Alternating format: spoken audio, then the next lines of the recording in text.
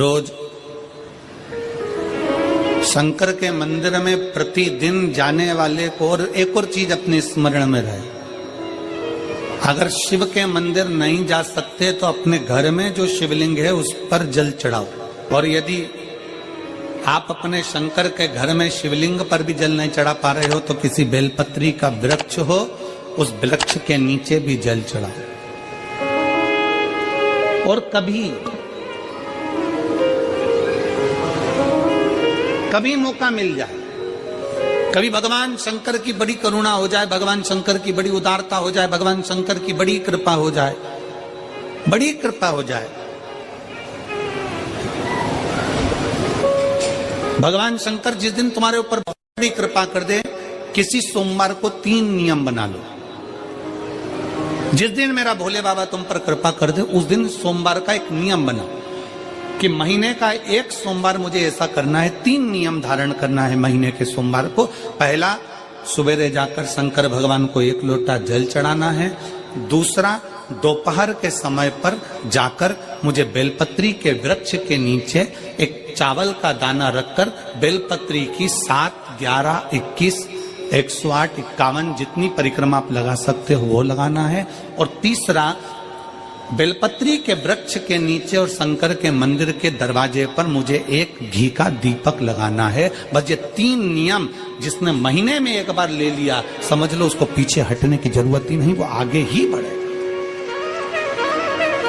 महीने के किसी एक सोमवार का ऐसा नियम बना लो कि मुझे 3 नियम धारण करना है महीने के किसी भी एक सोमवार को। हम ये नहीं कहेंगे कि तुम सोमवार 5 पढ़ रहे हैं तो 5 को करो, 4 पढ़ रहे हैं तो 4 को करो, 3 पढ़ रहे हैं तो 3 को करो। तुम तो महीने का एक सोमवार का नियम बना। और मेरी जीजियों से, मेरी बेटियों से जो विदेश में रह रही हैं, जो कहीं बाहर रह रही हैं, कहीं बड़े शहर में रह रही हैं, जो रोज मंदिर नहीं जा सकते, हर किसी महीने के एक सोमवार को भी ये नियम निर्धारण थे, तो उनसे कहेंगे कि 3 महीने में एक सोमवार का नियम बना लो। 3 महीने में नहीं बना सकते तो 6 महीने में एक सोमवार का नियम बना लो। और 6 महीने में नहीं बना सकते तो 1 साल में एक सोमवार का ऐसा नियम बना लो कि मैं साल का एक सोमवार ऐसा रहूंगी कि सुबह सोमवार के दिन मंदिर में जाकर जल चढ़ाऊंगी, दोपहर में जाकर बाबा को एक अक्षत का दाना रखकर, अक्षत का मतलब है कि बाबा मेरी दिनों दिन उन्नति करना। बेलपत्री के वृक्ष के नीचे जो अक्षत रखा जाता है वो उन्नति के लिए रखा जाता है। शंकर के शिवलिंग पर जो अक्षत रखा जाता है वो रोग मुक्ति के लिए रखा जाता है। अशोक सुंदरी पर जो अक्षत रखा जाता है वो संतान प्राप्ति के लिए रखा जाता है। षडानंद कार्तिकेय की ओर जो अक्षत रखा जाता है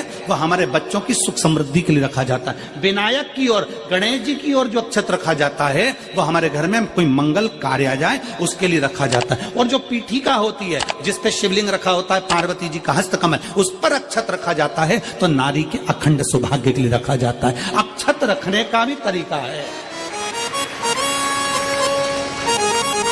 एक चावल का दाना कहाँ रखा जाता है, क्यों रखा जाता है, कैसे रखा। अब कई लोग कहते हैं गुरुजी ये शिव महापुराण में आप ये नियम बताते हो, तरीका बताते हो। हम तो उनसे कहेंगे डॉक्टर के पास जाओगे तो डॉक्टर भी गोली लिखकर ये नहीं कह देगा कि ये सारी गोली एक साथ खा जा।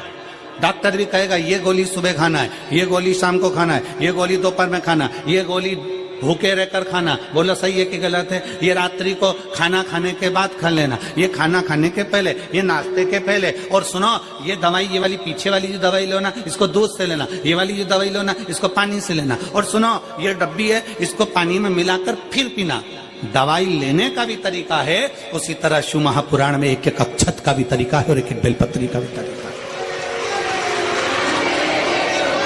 अब मान लो कई लोग कहते हैं गुरुजी आप ये तरीका बताते हो शिव पुराण के माध्यम से, कई लोगों के मन में संशय जागता है, तो अगर हम एक साथ चावल चढ़ा दे तो उसका क्या तरीका है? तो हमारा निवेदन है डॉक्टर जो दवाई ले एक ही बार में निपटा जाए, एक ही बार में खा ले। दवाई एक बार में पूरी खा गए असर नहीं करेगी, इसमें डॉक्टर का कोई दोष नहीं है। उसने तो बताया था ऐसे लेना, ऐसे लेना। और तुमने, मैं डॉक्टर साहब ने पूछा दवाई पूरी ली, शाम की दवाई भूल गई थी, सवेरे की दवाई भूल गई थी, ये दवाई भूल गई थी। डॉक्टर कहेगा हमने तो नियम बताया था, तुमने नहीं खाई तो असर कहां से करेगी?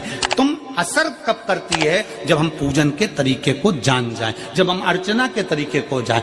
आप साल भर का एक सोमवार निकाल लो, 6 महीने का एक सोमवार निकाल लो, 3 महीने का एक सोमवार निकाल लो, महीने का एक सोमवार निकाल लो, अपने से दिल में बन जाए तो एक सोमवार ऐसा निकालो जिसके 3 नियम धारण हो। पहला, उसी सोमवार जिसको कर रहे हो उस दिन सुबह जल चढ़ाना।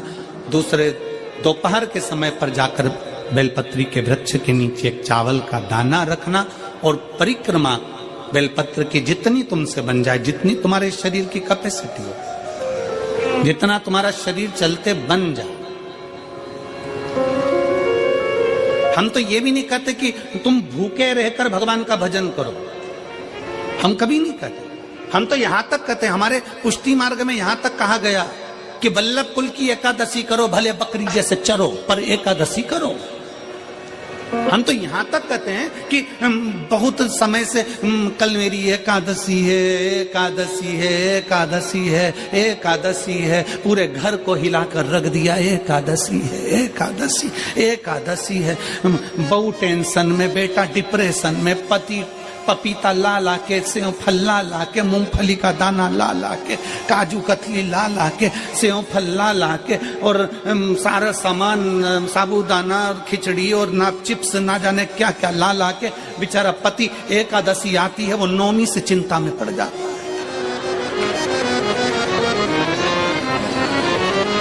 हम तो ये भी नहीं कहते कि तुम व्रत बहुत भारी करो, तुम व्रत उपास भी बहुत बहुत टेंशन वाला करो, ना ना ना।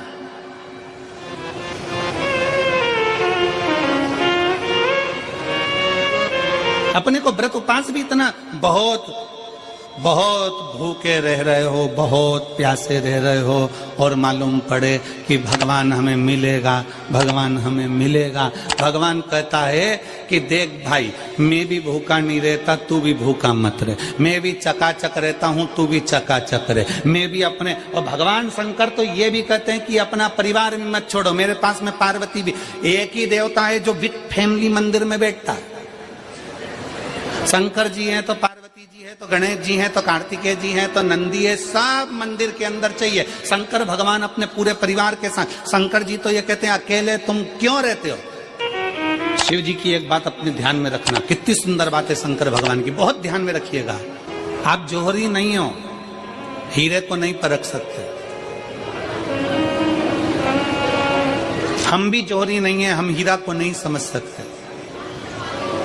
पर भगवान शंकर ने पृथ्वी पर जिसको जन्म दिया उसको जोहरी बनाकर पैदा किया है, उसको जोहरी बनाकर भेजा है कि आप भले हीरा को न समझो चलेगा, पर अपने नजदीक में कोई दुखी है तो उसकी पीड़ा को जरूर समझना। भगवान शंकर कहते हैं उसकी पीड़ा का स्मरण रखना।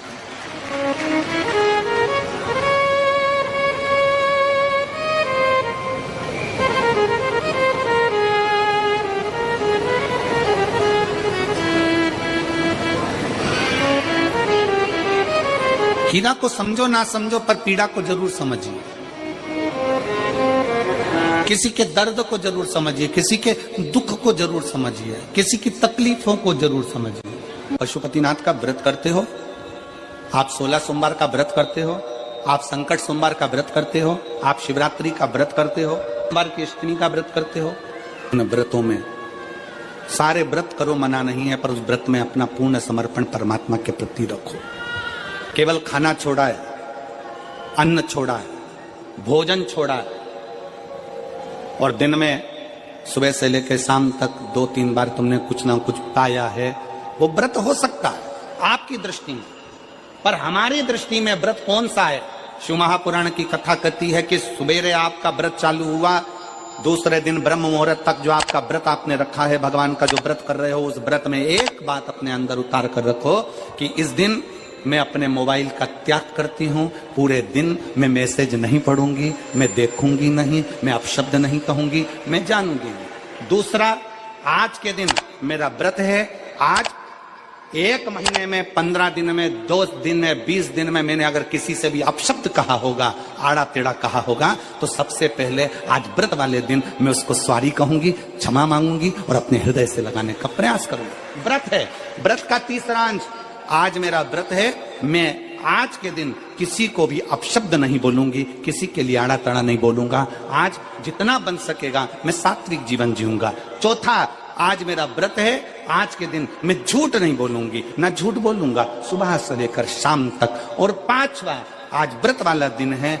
जितना फलार मैं करूंगी उसका पैसा जोड़ूंगी कि 15 रुपए का मैंने साबुदाना खाया, 10 रुपए का बटाटा खाया, ये खाया वो खाया, सारा हिसाब लगाकर 55, 60, 70 रुपए जितने होते हैं उसमें से एक अंश निकालकर मैं उसका एक भाग किसी गौशाला में जाकर गाय को चारा जरूर दूंगी। आपका व्रत, आपकी साधना, आपका तप, आपका बल, आप कैसा कर रहे हैं?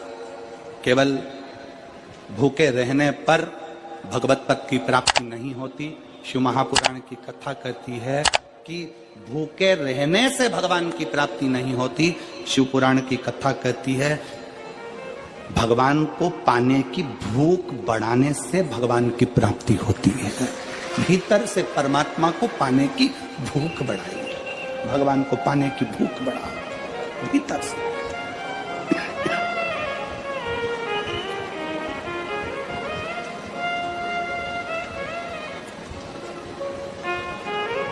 व्रत करो मना नहीं, तप करो मना नहीं, साधना करो मना नहीं, पर उस तप साधना में व्रत में परमात्मा को पाने की ललकता हो आपके भीतर, भगवान को पाने की ललकता हो आपके भीतर, भगवत पद को पाने की ललकता हो आपके भीतर, तो भगवान।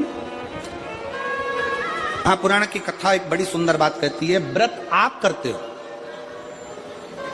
उपास आप करते हो, नियम आप लेते हो, पूरा किसको करना पड़ता है? तुम्हें नहीं। व्रत आप करते हो, उपास आप करते हो, नियम आप लेते हो और पूरा देवाधिदेव भगवान शंकर करते हो। बस इतना जरूर याद रखें कि जैसे कुछ प्राप्त हो भी गया तो शिव को धन्यवाद देकर शंकर के दरवाजे पर जाते रहना, यह हमारा कर्तव्य है।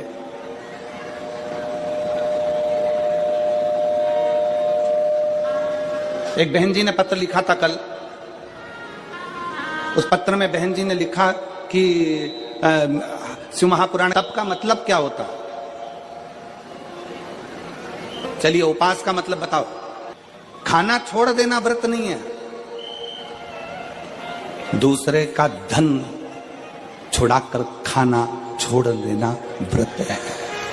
शिक्षा दे देना, किसी को चिकित्सा की जरूरत है उसकी चिकित्सा में थोड़ा सा धन लगा देना,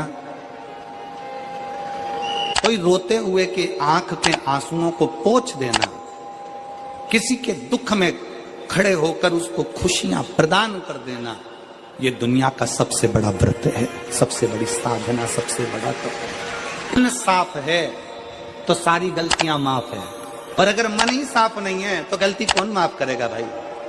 हम भी तो अपनी जिंदगी में एक नियम बना सकते हैं कि मैं श्री शिवाय नमस्तुभ्यम का जाप करूंगी, मेरी कॉलोनी में कोई शंकर जी का मंदिर है, हम 5-10 महिलाएं प्रत्येक सोमवार को 10 मिनट बैठेंगी, शाम के समय प्रदोष काल में 6 बजे 6:30 बजे बैठेंगे, 6:45 बजे 15 मिनट बाद उठ जाएंगे, श्री शिवाय नमस्तुभ्यम का जाप करेंगे, शंकर जी को भोग लगाएंगे।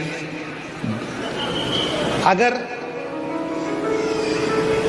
एक हफ्ते में 5 सोमवार पड़ते हैं तो 5 महिलाएं अपना नियम बना ले कि आज का प्रसाद थोड़ा सा, कुछ भी शक्कर, खड़ी शक्कर, कुछ भी मैं लेके आऊंगी, मां भोग लगाएंगे, अपन 5 मिलकर श्री शिवाय नमस्तुभ्यम जपेंगे, प्रसाद बांट देंगे, अपने घर चले जाएंगे। ज्यादा ढोंग प्रपंच नहीं, दिखावा नहीं, कोई एक नियम। हमारे नजदीक में शंकर जी का मंदिर है, हफ्ते में एक बार नियम बनाएंगे, उस मंदिर में सफाई करेंगे, हफ्ते में एक बार नियम बनाएंगे, अपने नजदीक के शंकर के मंदिर को साफ करेंगे, क्लीन करेंगे। एक नियम अपने अंदर बनाओ शिव के प्रति।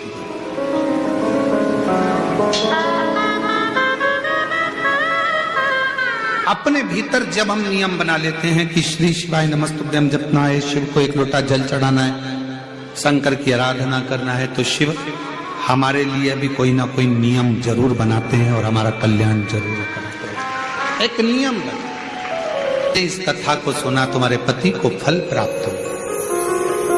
कलिकाल में संसार में जो शिव महापुराण की कथा को सुनता है, श्रवण करता है, करवाता है, बाँचता है, सुनता है, वो जितने जीव इस कथा को श्रवण करने आते हैं, केवल उनका ही नहीं, उनकी 71 पीढ़ी का कल्याण शिव पुराण की कथा कर। लंबी बाती का प्रमाण अलग होता है। लंबी बाती क्यों लगाई जाती है? भगवान के मंदिर में दीप में, देवियों की पूजन में, लक्ष्मी की वृद्धि के लिए। कौन से देवता क्या लंबी बत्ती लगती है और कौन से देवता क्या गोल बत्ती लगती है, उसका भी प्रमाण वर्णन। किसी देवी की पूजन करो तो लंबी बत्ती आती है, कुल देवता की पूजन करो तो लंबी बत्ती आती है। किसी मंदिर में किसी देवता को लगाने जाओ तो गोल बत्ती लगती है, उसका भी प्रमाण है। लंबी बत्ती जहां लगाई है, अगर